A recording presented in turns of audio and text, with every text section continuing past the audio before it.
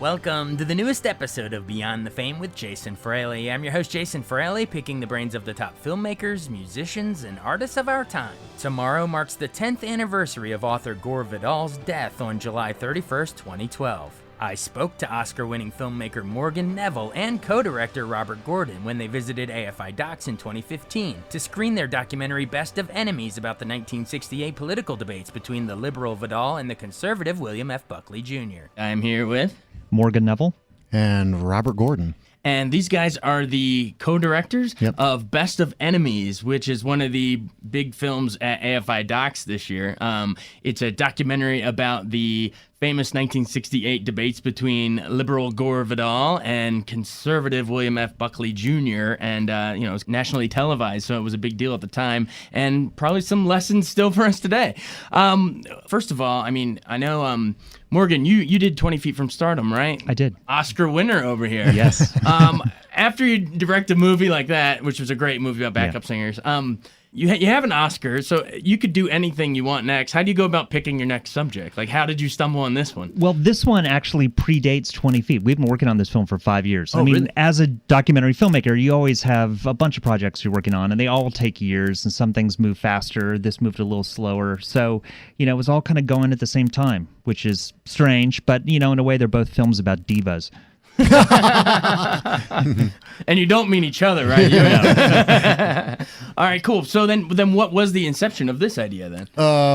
We came across a bootleg DVD of most of the raw 1968 debates between Gore Vidal and Bill Buckley, and they screamed of contemporary relevance to us, but apparently not to anyone else. It took us a long time to get the financing together, because people kept saying, "Wow, this is all very interesting, but how does it matter to today?"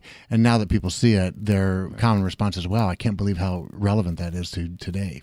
Do you think some of the initial hesitancy, I assume by backers, right? Yeah. Is that what you mean? Was that because it's maybe the names isn't like a Frost Nixon, or, it's not a bit like a president in there, maybe? Or why do you think it was? Yeah, I don't think it was the name so much. No. I just think it's, why do you want to make a film about a couple of old white guys from sitting around talking talking on TV 50 years ago? Right. Well, I'll tell you why. It's because it's amazing material. You have these two characters that they don't make anymore. Right. You don't have people that have lives like Gore Vidal and William F. Buckley anymore. And these were like public intellectuals that occupied this really interesting space in America, where they were on news shows and The Tonight Show and Laugh-In all at the same time. They were writing books and in the news, and people loved them. And the most interesting thing, though, is that they hated each other's guts. Yeah, and feared each other, too. It's more than hate. It's actually deep-seated fear that the other would take down, that the ideas of the other would take down the country. So you see them engaged in verbal blood sport.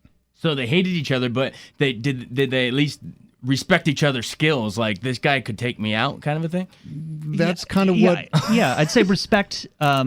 They came to respect. They came to respect out of fear. I suppose if you fear somebody, it means you respect them in some way. Right. But this is not best of frenemies. It's Right. best of enemies. Yes. Like, there was no friend in their relationship at all. It's pure, unadulterated enemy. Aptly titled for a reason. You mentioned that it had relevant lessons for today. What specific things, maybe if our listeners are trying to decide whether to go out and see it, what are some of those issues that are very, very relevant? You look at this and you see a day and an age when they'd have these incredibly erudite people on TV, given a lot of space on national TV to talk and have real substantive debate at times. Sometimes it's ad hominem attacks, but to really represent the right and the left. And I feel like we don't have much of a public square anymore to have that kind of debate. So much of what's happened with commentary has gone to cable news, where people tend to debate with themselves or with straw men, and you don't get that real kind of exciting exchange of the left meeting the right. Best of Enemies begins as a window into the past with these, in an era when there were public intellectuals who were very engaging and witty. And then you begin to see, wait a minute, the way these guys are battling each other, it's kind of like today. And then by the end, the story that has been very funny and it takes a kind of tragic turn, both because each man was haunted by the way that their debate ended up, the way they acted on TV. They drew bad blood from each other.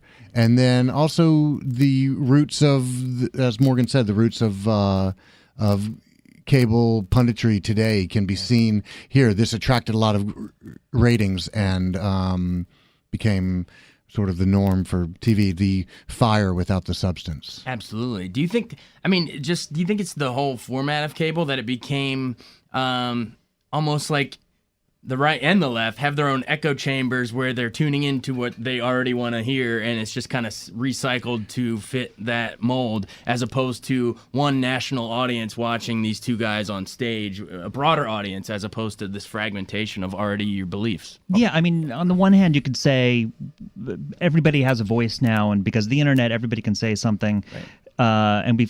But what's been lost in that is that public square where we all come together and we can at least have real debate with each other. And the scary thing about having people just listening to opinions they agree with is not only they have the same opinions, but they have the same truths.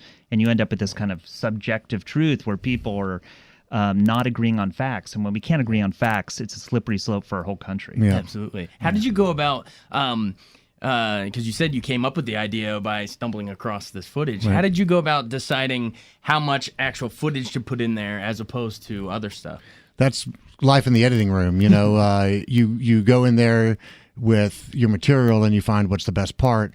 And, I was really drawn to the debates themselves. But as interesting as it might have been intellectually to watch these guys debate each other for an hour and a half, try to make that work. Really, that wasn't our task. Our task was we knew that many people don't know who either of these guys are, Gore Vidal or William F. Buckley.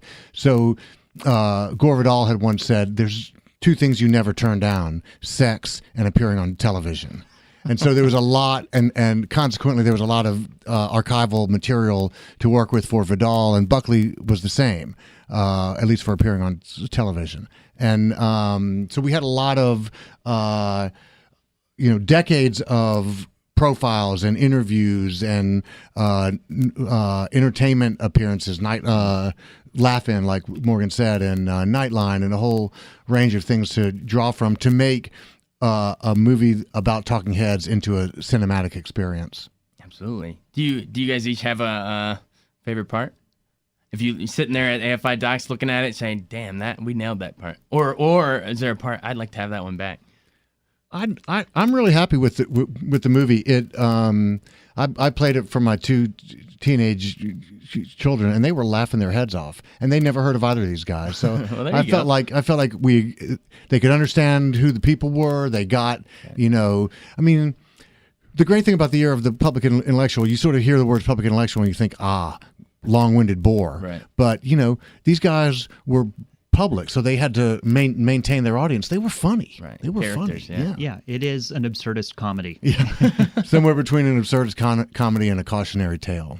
Absolutely.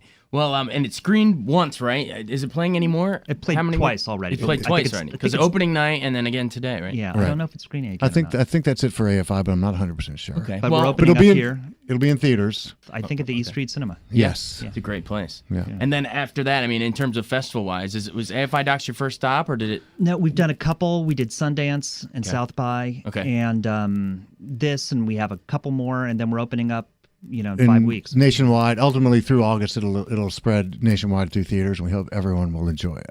Absolutely. Well, if you missed it at AFI Docs, it sounds like you still have a great chance to go see it. So, gentlemen, thanks so much for taking the time to come in here and for making the movie and bringing these old debates, making them new again, because really it never goes away. Past this prologue, Exactly. Thanks for coming in. Thanks a bunch. Thanks for having us. Thanks so much for listening to Beyond the Fame with Jason Fraley. Our theme music is Scott Buckley's Clarion. Remember to give us a 5-star rating if you like what you hear. We'll see you next time.